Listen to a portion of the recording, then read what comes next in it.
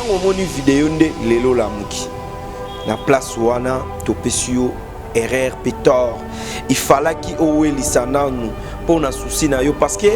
tango zala ki omoni bazo filmer longola bilamba sala boy mais tango longola bilamba mona ki bazo filmer yo et pourquoi pas okendaki directement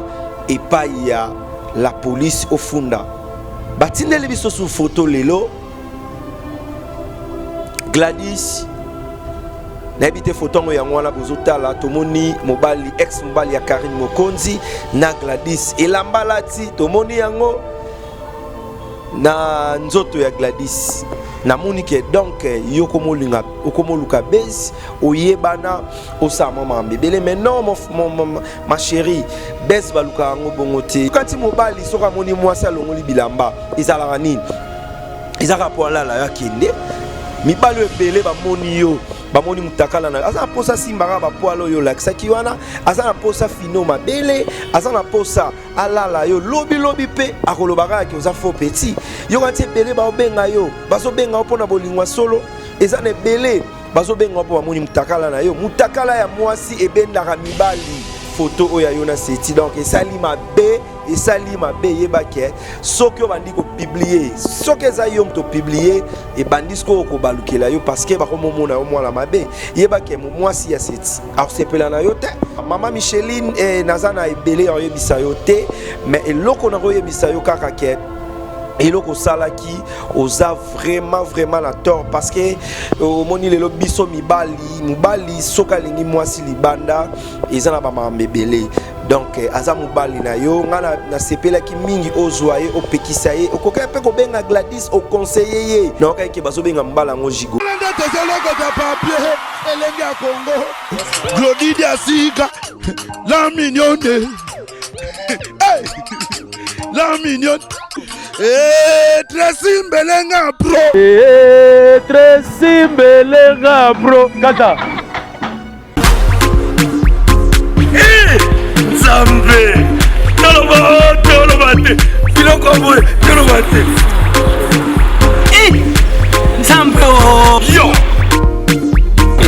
Otani Ozolule ya man ya yupe koki kokoma bongo na pomade awatoza na pomade awatoza ngai mwasi na ngai okuma olingi osomba pomade naturelle awatoza en ligne www.awatozaakrem.com www.awatozaboutique.com soit appelé au numéro 00 33 75 11 10 975. Bonne adresse, y'a Kosomba Pomade Awatoza, 70 rue Marcadet, 18e arrondissement, métro Marcadet, ligne 4. Pomade Awatoza, et Salamina Banamboka ba Congolais, Nabanzete Yamboka Congo. Boke Banapirate. Pour la COVID du Sabamolé, le PD Sinapetolo. Somba gamme ya pomade Awatoza, masse yango na ba parti oyo lingi evimba. Sima ya 3 mois, on fait résultat. Salut la pomade Awatoza moi c'est un pas communal qui bokon Na pomade Awatoza. Maxi Bio Café. Yango.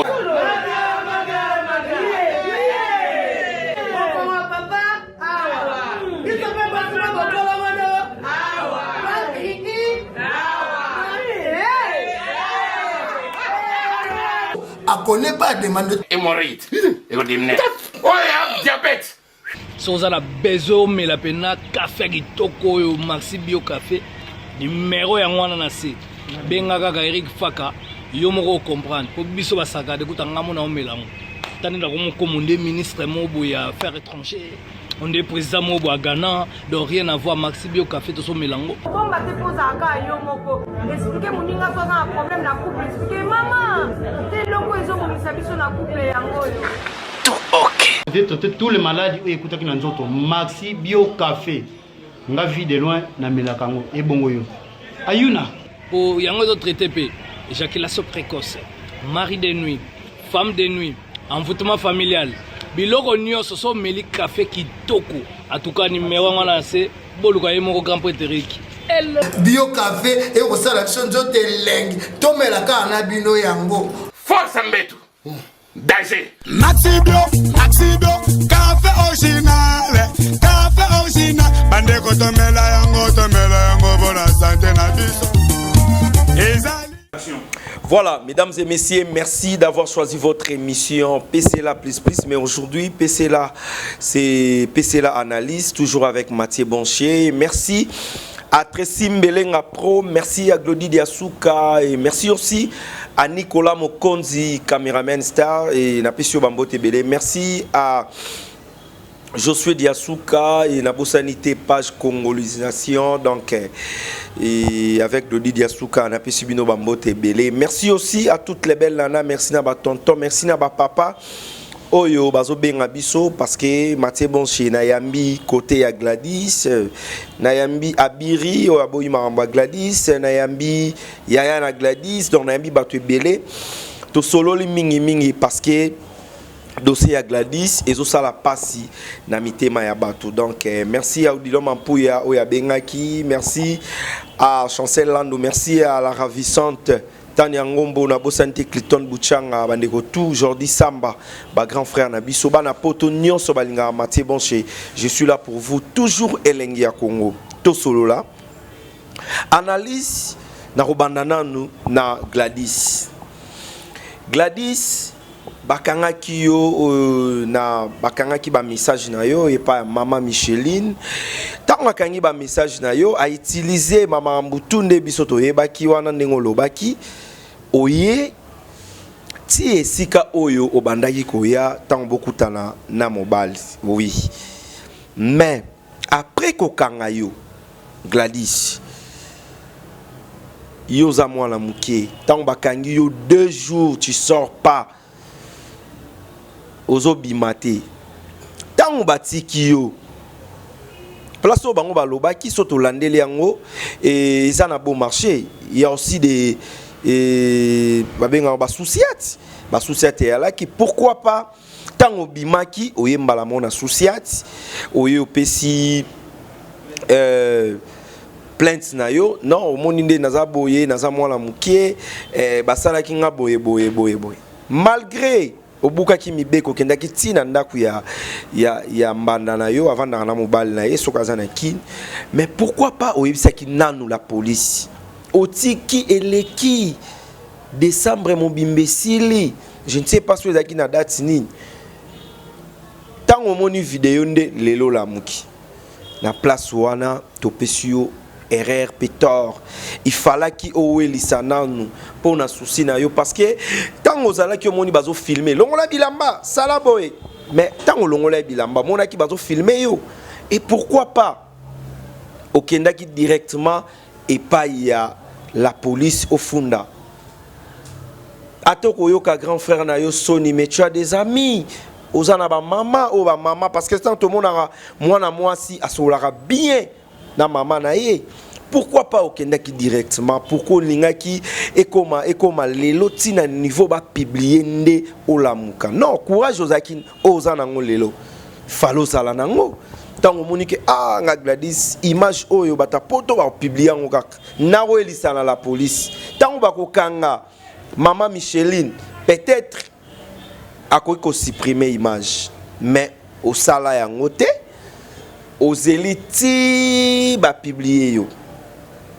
parce que tant aux sala be mission na yambi Karine Mataku na yambi Abiri nani donc na yambi susuna ndeko na biso ya journaliste wa grand frère na yo ya quartier propre bozana ye o bozolande la masolo Adam Subuzolo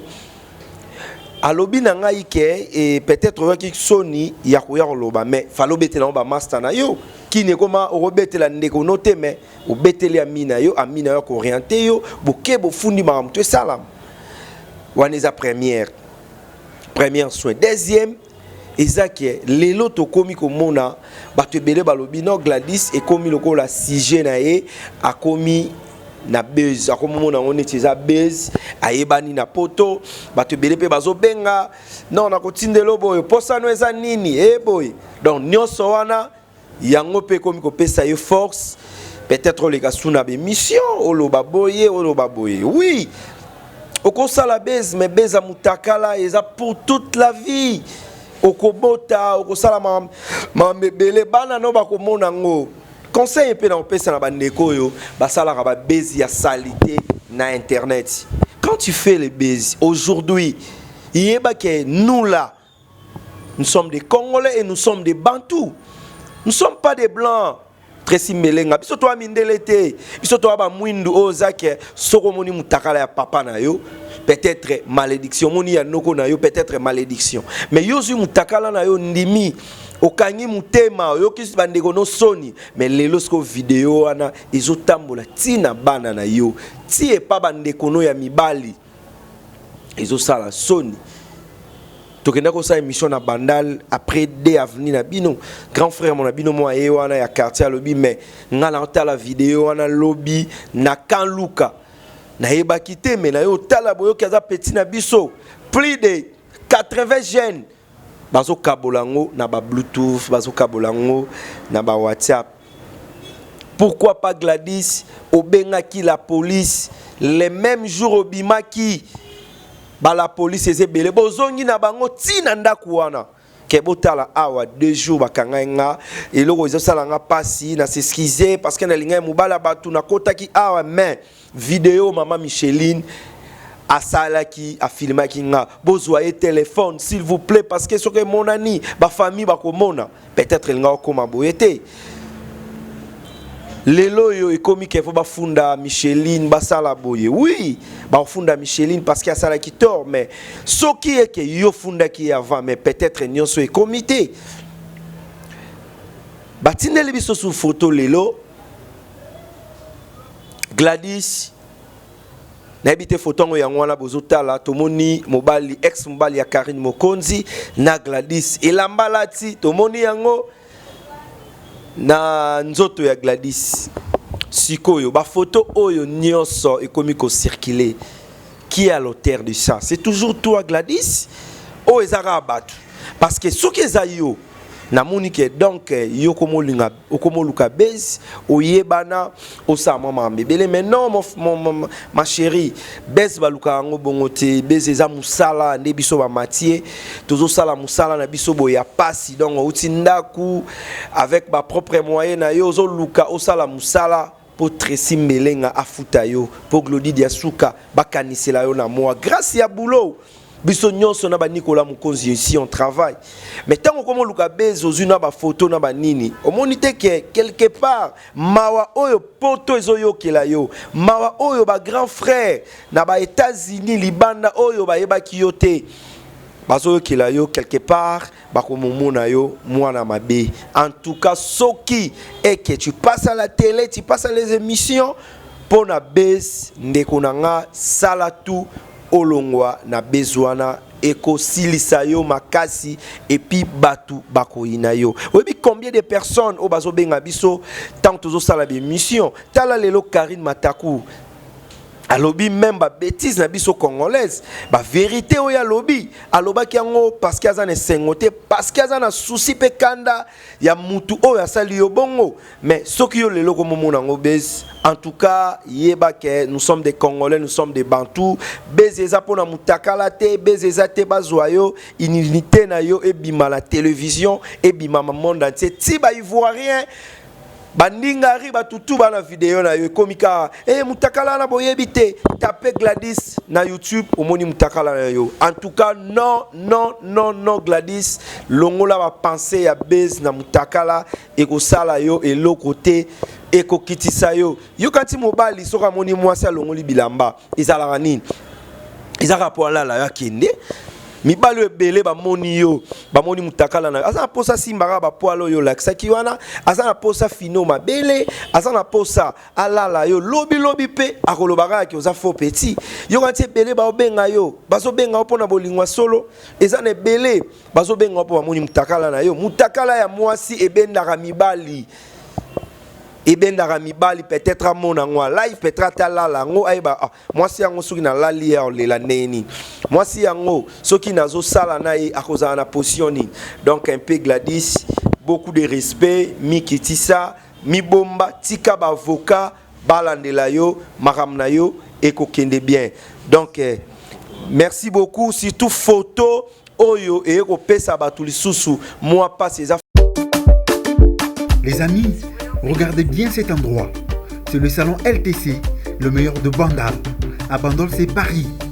Il est situé sur l'avenue Kassavoubou, juste à l'entrée du bloc commercial. Oui les amis, au salon LTC, la main qui façonne les têtes des gens est une main experte.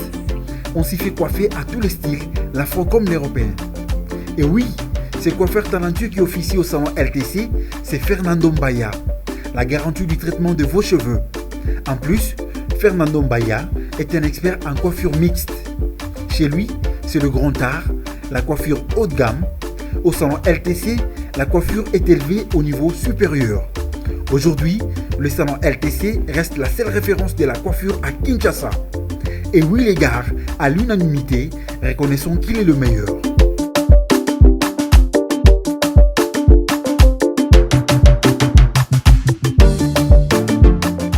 Photo oya yona seti donc et sali mabe yebake soki o bandi ko publier soki za yom to publier et bandi ko ko balukela yo parce que ba ko momona o mwana mabe yebake mo mwasi ya seti alors c'est pela na yo te peut-être abanda au côté la yo mais tant ko momona toi la fille en question Gladys oyo batu bazolela batu bazo se plaindre pour na yo lelo ba momona na mibali batu déjà ba photo ozaki liboso mobali ya batu ya Micheline olingaki et memeli ba problème aujourd'hui encore au komi sous ko bima na seti sokeza ya solo en tout cas ma chérie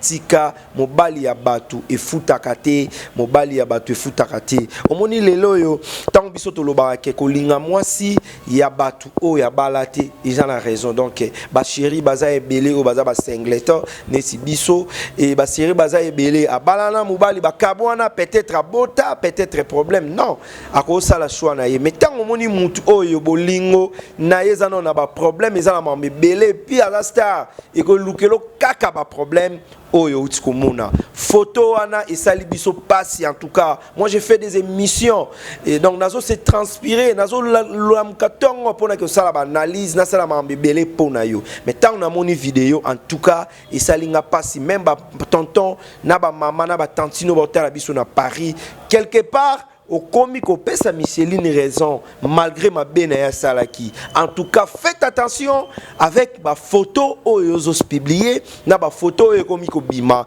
surtout photo oyo j'insiste beaucoup et ko balukela yo mawa ya batu ya yo et kolongwa na mitema voilà maman Micheline nazana ebele en yebisa yo te mais eloko na yebisa yo kaka ke et loko salaki oza vraiment la tort parce que au moni le biso mubali soka lingi mwasi libanda ezana ba mambebele donc aza mubali na yo ngana na sepela ki mingi ozwaye opekisa ye okoka pe ko benga Gladys au conseiller ye au solo lina ye au expliquer Gladys lelo yo ngana zana mobali oyo sala lokola nga grande sœur na yo nazo bimana ye sala lokola yondo balana na ye yo zana ye na ba effort ebele tant mususu yo posela mobali parce que na okaike bazo benga mbala ngo jigo na fingi yete mais na lobby na sala analyse peut-être o se donnera trop à mobali na yo mais lelo moni mobali alingi Gladys asali ne oyo ya salaki okokoy ko agir bongo ata mukolo mokoti en tout cas ba excuse on a mono do senga na ba émission ngana osengi ba mama oui mais ngana lingi obenga nde famille ya Gladys bo solola osenga ba excuse et ko sala yo bien ba excuse ebele tam soko senga na ba vidéo et ko crélo pe omoni makambuza na vidéo et ko sala bien te binope ba avocat o bozo so makambo en charge bozo so mamonini bozala wana te pona pelisa moto bokende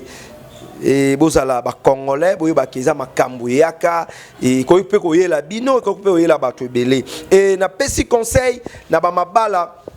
oyo zo beba na trop surtout o ba journaliste o ba chroniqueur ba do bo mabala non sala na mobali na yo bien pesa oyo pesaka ye zala na ye bien ekosala bien koboya mobali na yo te parce que atalaki Mathieu Bonche koboya mobali na yo te parce que mwasi na yo te po atalaki Mathieu Bonche nous non biso tosalaka musala biso tozoluka ba relation ezala pe ya bien bino bata poto bosungaka biso ebele et na profiter occasion na s'excuser na mabe nyonso na kombo ya Colosite oyo ba chroniqueur na ba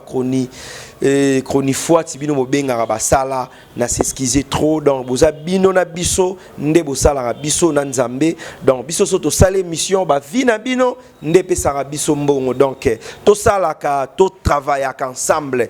et na koloba pel susu botika pe ko finga biso tango moni na sala mission moko boye okokomela nga numéro ezawana okomelinga me ozo finga mutu na ba message o eza bato belé bazotala oyebi ke bandeko na biso bi batala ozo finga muninga zoba peut-être oyebite basola ki ndenge ni na invité avant émission eza na ba invité mususu ba boya ba question oyebi se to sola boya boyi tunanga nde boyi ye moko zo luka ba question wana me yo tango komona tu commences à refinga biso zoba boye non tozaka ba frère na bino to sala musala oyo a collaboration na bino so bomoni mabe comme la biso so bomoni sujet nous sommes là prêts et avec notre équipe on va travailler ensemble avec vous parce que so tiki biso toza banzambe te nde tozala ka caméra yango na vandi bo nazo raisonner na mutu naza na papier te parce que ici chez Elengia Congo on travaille il y a des têtes biso to ba pité bo finga biso toza ba ndumba te toza ba jigolo te toza bato te toza ba mabe non nous sommes là pour le travail. En tout cas, année à Sika, écoute bien, ma mise à la bien, tokumanaka bien, tout ça, ma moutouya bien. Moi, c'est Mathieu Bonche, votre humble serviteur. Je vous avais dit que je suis toujours na Elengia Congo et je resterai toujours là dans tout ça boulot awa parce que awa nezo pesabiso makambu. Si j'ai à Gladys, totika ba vokaba landelango, menabo solo, bokote la moutouté parce que Micheline aussi, aza congolaise, le kola biso, malgré tant soit changé de nationalité, Gladys aussi, aza mwana na biso Micheline ezala mbala ya suka ya kwaji na telle sorte o agiraki donc Gladys P tika mibali ya batu ekope sa vie na yo longue vie orozalaka bien na vie donc dossier na yo eza dossier à suivre to landela yango na ndenge ya bien. Je salue tout le monde batala kibiso. Merci à Glody Diasuka, merci à Tracy Mbelenga, mingi Elengia Congo ba travailleurs na merci à José Diasuka et pourquoi pas les caméramans stars Yemoko Nicolas Mokonzi. À la prochaine avec nouveau analyse toujours avec Mathieu Bonche tosolo la bien bana poto et kosala bien. Merci na bapel na bino, merci na ndenge boyambi biso et donc Elengia Congo ezo kende kaka donc merci na ba abonné ba baksami ngala lingi toko mata 200 000 abonnés pourquoi pas 300 000 en 2019 parce que ici on travaille. Gladys, faites attention na mibali ya batu keba sinon mukolo mususu bakokata obiteni miteni lokola ba indie bakataka. Yope Micheline okoya osala prison mbele likolo ya mobali donc mobali fois lingo mingi bosolaka mingi na palais et kosala bien. Conseil de Mathieu Bonche en tant que Congolais. Odilo Mapuya, à la prochaine, bye.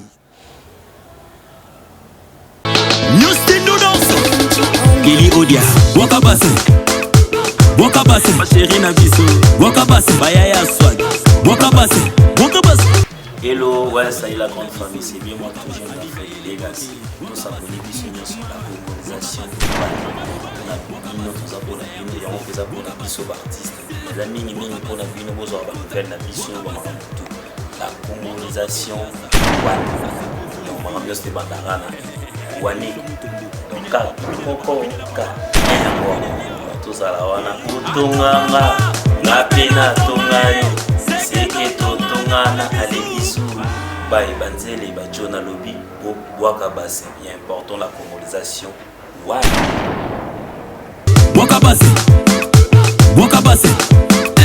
Wakabase, Lido VIP, Wakabase, Vanessa, Maloba, Pesaka Fecharo, Fecharo, Ningisa Fecharo, Fecharo, Ale Simbaka Fecharo, Fecharo, vamos dançar na traje, vamos dançar no rabo, Berton Tibala, Atomanga, na pena tomae,